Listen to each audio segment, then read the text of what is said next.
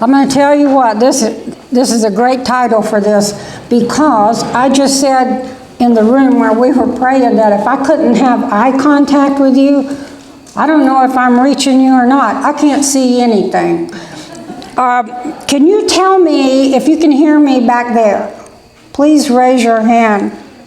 You probably don't want to hear me, but that's okay, just so you can if you want to. I want to thank Megan, my little granddaughter, for coming with me. She was brave enough. I don't think I would have come with me. But lots of things. You know, when they told me about to come, and the title of this conference was going to be Crazy Beautiful You. And I'm like, why would you ask a 77-year-old woman to come and talk about being beautiful? Obviously, that's a problem. Because some of you can see that I'm not beautiful. Now, I know that the Lord thinks I am, and my husband pretends like I am, and I do give him credit for that. He tells me that at least once or twice a day, that he thinks I'm beautiful. But I'm going to tell you something. Knowing that there were going to be young people here makes me very nervous. You can also tell by the way I dress, I'm old. My granddaughters, see, they're getting up, and so they start taking care of you when you're older.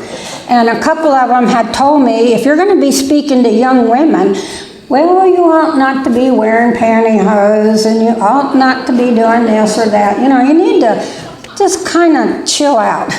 So they told me to go get some jeans. They told me to go get some nice jeans with holes in them. And I said, you want me to do what? And they said, well, Grandma, it'll just make you look younger. And so, of course, I went down to my favorite store, Belk. And that lady said, I don't think that's what you want, Miss Foy. I said, I'm just doing what my kids tell me. They said, don't go speak anymore, looking like an old woman. Well, newsflash, I am old. And so she said, well, let's see what we can do. Did you know that the more holes in the jeans, the more they cost? And I'm like, excuse me, that doesn't make sense to me. Why would I pay more for less jean? You know, does that make sense to all of y'all? I mean, I saw some of you with them on tonight, and I'm like counting, there's 20, 30, 40, 50, 60. That pair of pants must cost about $400. And you know, I can go to Salvation Army and get just a yucky pair of jeans and cut holes in them for $2. And so they did. So I'm not thinking I'm getting this whole thing, and that's all right.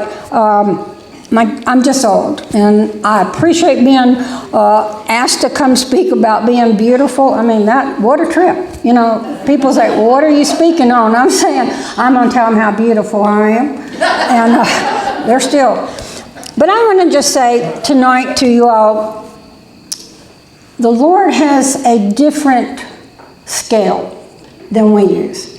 I took a really cute picture of Megan today, and the first thing she did was point out what she thought as a flaw. It's not. The Lord made us. He said in Genesis, right out of the bat, we're made in His image. And you want to know what beautiful it is? It's when you act like Christ. That's what people see. If you think about some of the people in your life that you really think is beautiful, most likely they have the image of Christ. They're kind. They're gentle with you. You see, I also noticed something else today. It appears that the meaner women are, that we somehow perceive that that's good. That's never good, ladies. That's never good. We don't need to go to that level. We always need to be the image of Christ. We always need for our children and we have 18 great-grandchildren. You know, is God good or what? He gives you 3 chances. I didn't get it right with my kids, didn't get it right with all my grandchildren, but now I got little people, and they think I'm wonderful. They call me Grandma Fish. And that's pretty cool. But I want to leave a legacy. If nothing else that I do in this life, when I die, I want my children and my grandchildren, and now these 18 great-grandchildren, to say that I love Jesus, and that I reflected Jesus, that I was his image, that I was kind. You know, I have a really good friend, and I know y'all have them. They're perfect. They have perfect children. They all do perfect things. It drives me crazy, but I still like her. And she was telling me one time that with her perfect children, that she asked them, if I were to die tonight, what would you remember about me? And they said, well, you're a track coach, you're a teacher, you know. And I thought, wonder what mine would say. So we have something called Camp Papaw, and we were there one night, and I had, this was my grandchildren, and I had them lined up and playing with them. And so I said, let me ask you guys something. I said, if Grandma was to die tonight, what would you remember about me? I can't tell you. Blank look, just nothing, zero. So I leaned in and I said, surely you would remember something. And finally, one of them said, well, I'm always going to remember you make the best gooey butter cake in the whole world. I'm like, that's a cake mix? Really? That's all you're going to remember? And finally, my little Allison, little blonde cutie thing, raised her hand and she said, Grandma, I'm going to always remember you smell like Belks. Clearly, I have work to do. And you know, children are honest. Husbands are not always honest. My husband, we came in, and one of my grandchildren was with me, in fact, Megan's husband, and so there was a picture of me laying on the table for some event I was doing, and so Bob looked down and he said, Randy, look at this picture. Is that not the most beautiful woman you've ever seen? And he took it and went, not really, Grandpa. I'm going to tell you. Let's talk about this. In Psalms 103, verses 4 through 5, it says, you're always young in his presence. Girls, when you get my age, you begin to realize that youth is not all that great. You know, my aunt told me one time, she said, when you get 70, you can say anything you want to. And I'm telling you, you know, that's a little bit of truth in that. Now, I say it nicely, you know, like, no, you're not going to do that. Not today. In Psalms 149, it says, for the Lord takes pleasure in his people, and he will beautify the humble. I think there is nothing that is more unattractive than to see people bullying other people, people that, I don't know. I just think the Lord wants us not to be thinking more of ourselves than we ought to. And girls, that's hard to do in this age because people tell you all the time, well, that person's important, or that, you know, we're all important in God's sight. All of us. There is nothing that the Lord wants more than for us just to be in his presence, to love him with all of our heart, and to share that. I had a little thing, I have no idea what I did with it, but what it was saying is that the Lord sees beauty in you that other people do not see, and that brings him pleasure. I want to bring the Father pleasure in everything that I do. When you see me out and about, I want you to see the same thing as if I was standing here talking to you. I don't want to be rude and ugly, and you think, well, I just saw that lady speaking. And that happens all the time. People are watching us. And I'm telling you that Christ wants us more than anything. He wants us to be his image. Can you think, some of you how many of you are grandmothers? All right, can you think of anything that would have been better when your children were growing up that you always showed the image of Christ?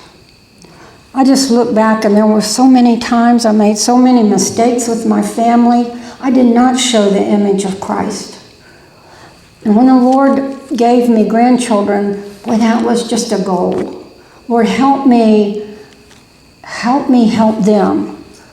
When they look at me, I want them to see a tiny little bit of your image, because he said I'm made in his image.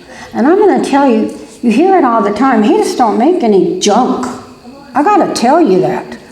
There is a pretty girl on the back row back there, and she's trying so hard to hear me.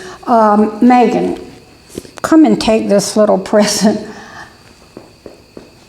She's right back there with dark hair, looking straight at me.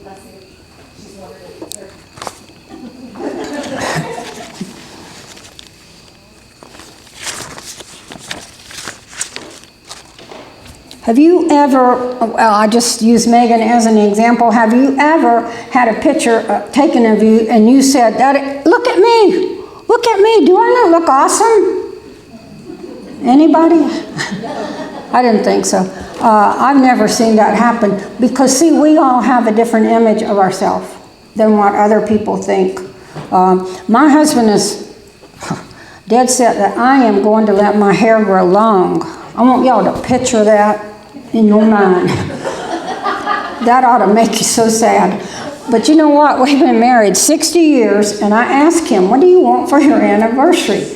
I'm thinking, you know, I don't know, whatever men want. He said, I want you to let your hair grow out.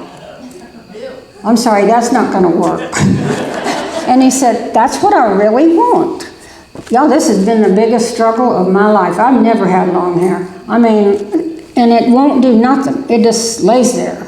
And I'm like, I can't deal with this. And he's like, that's what makes you beautiful. Every day now, the man tells me how beautiful my hair is. I'm wondering if it's spite work. You know. But I read a little thing that said, we're not to worry about what the world thinks how we look. We're to worry about how the inside looks. That's what pleases the Lord. So I'm guessing a stringy-headed woman, looking horrible, but I got a beautiful inside. I guess that'll work. I don't know. We need to make peace with our bodies, because we're never going to be satisfied. You hear me? We're never going to be satisfied. I love it because, like I say, little ones are more honest. My little kids tell me, I'll tell you what they tell. The other day, I'm trying to get one of them in a car seat. Whoever designed those needs to be punished. You know, I threw my children in the back of the car, and we did just fine. But now we got all these rules and regulations, and so I'm trying to get that thing buckled up, and she's getting a little irritated with me, and I said, I'm so sorry, Izzy. Grandma Fish cannot get this buckled. And she said, well, you've got your armpit in my face. And I'm like, does it smell bad? She said, no, but it's in my face. God created me just like he wants me. Now, do I need to take care of myself? Of course. Girls, some of us, I go to Walmart, we need to be ashamed. I mean, seriously, we do. I think there's nothing wrong with looking nice wherever you go. Now, when you get home, I know what y'all are thinking. That, you know, it's comfort time. No, I don't want to look bad in front of my husband. I want to be comfortable, but I don't ever want to have him come in and see me not looking nice. Now, that's just me. He told me the other day, well, I come in and I don't look nice. And I just said, well, you know, when I was younger, maybe that was okay, but now I got to do all I can do. You know what I'm saying? I can't afford to just get up and stay in my jammies all day. That is not going to work. You got to look nice. I think that we owe our husbands that. I think they need to see us looking nice. I think that, because we have to let them know that we still respect them, that we love them, and that they're important in our life. And sometimes I think when we just let ourselves go, we're not honoring them. And that just really upsets younger women. Do you hear me? I know you're upset with me now. Because like, well, what does he do? Well, not a whole lot. But see, we don't do things to get things back. I want my husband to know that I honor him, I respect him, and that he's very important to me, the most important person in my life. And I know what you're thinking, well, my children are. Well, your children are going to grow up and leave you, Ken. I just tell you that. They will walk out that door and don't give it a second thought. And you're like, wait, whoa. You know, I raised you. Don't go yet. But then you can be like my friend. She has her son's suitcase packed now. You know, she's like, you're 27. It's time to move on. So he's like, why is that suitcase there? And she's like, I'm just giving you a hint. See, this is for you to pick up and move. So, but I'm saying to you that women are different than men. I don't know if you figured that out. More is expected of us. I believe the Lord gave us an innate desire to please people. And I just think that it is so important that our husbands know that we respect them. That's important to me. I wish that when I were younger, see, when you're younger, you have these wonderful ideas. Are you with me? You think, well, I don't want to be mistreated. I am just as important as anybody else, and I'm not second class. The Lord never designed it to be second class. He made man, and then he made a helper. And he made that helper beautiful. Can you picture what Adam must have thought? I mean, I think about that sometimes. I'm like, good grief, Lord, what did you do here? And of course, they messed it up. You know they would. But I think that the Lord designed for the man to be the leader and the woman to be his helpmate.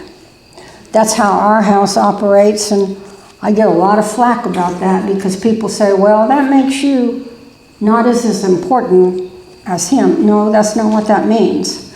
If he's the spiritual leader of your home, it's natural to follow. Now, if you do not have a husband that's not being the spiritual leader of your home, that is a problem because it's hard. It's very hard. And some of you here tonight, I'm sure you came here tonight with a big burden on your heart. Not all men act like they ought to act. You know, you can tell young people that until you're blue in the face. Always marry a Christian. Because marriage is hard enough by itself. But when you are trying to be the wife, the spiritual leader of the church, that's too much. God never designed it like that. What time does that paper say?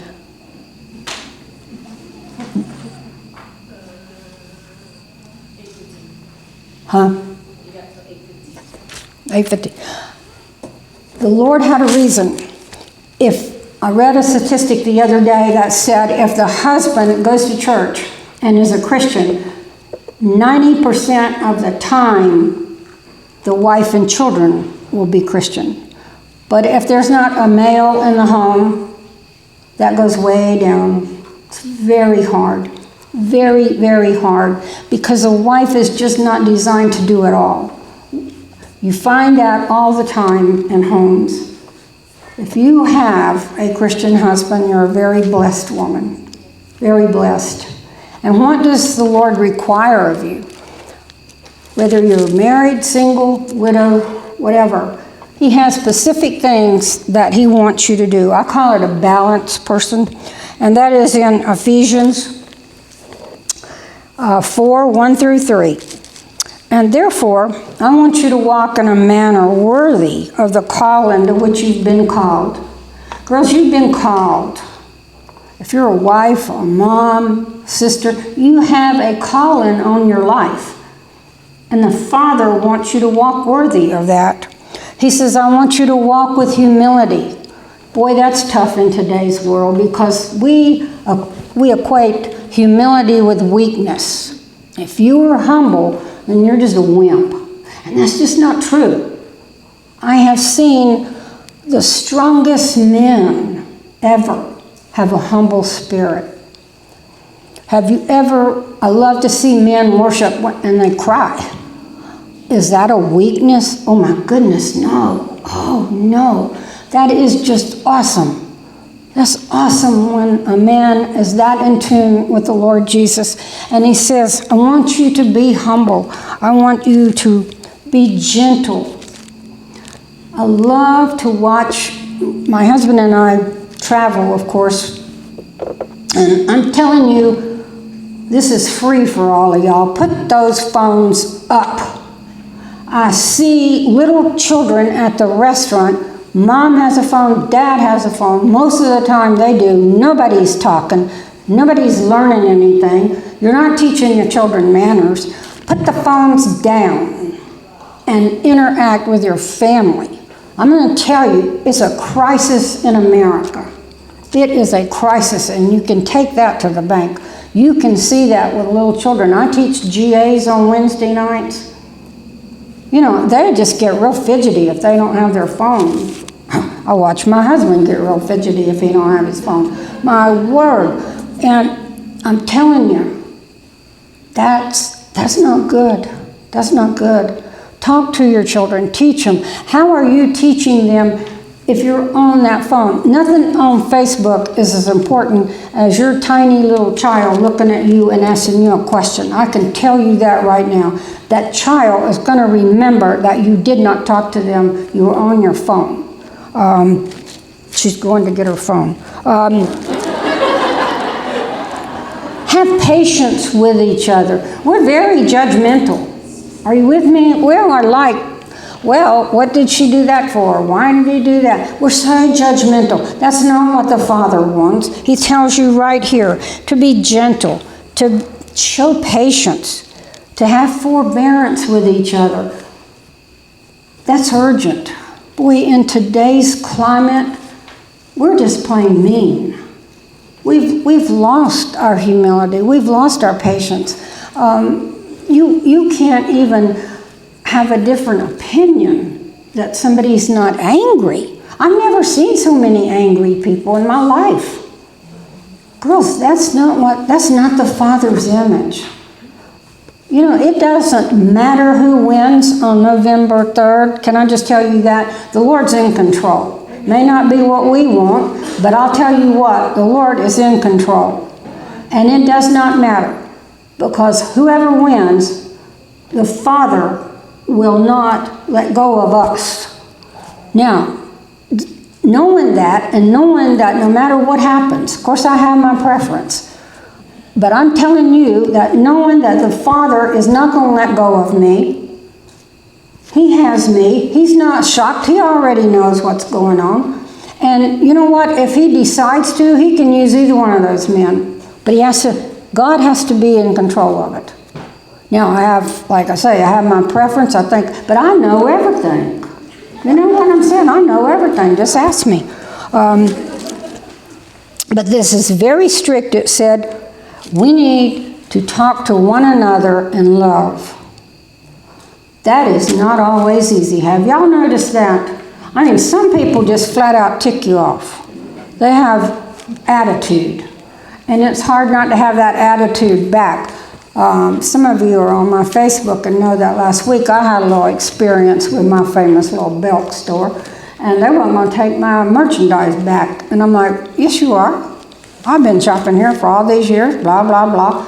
And I tried to do it Christ-like. Are you with me? I did not raise my voice. I just said, I have my receipt. I have the product. She said, you took the tag off of it. I said, I got the tag.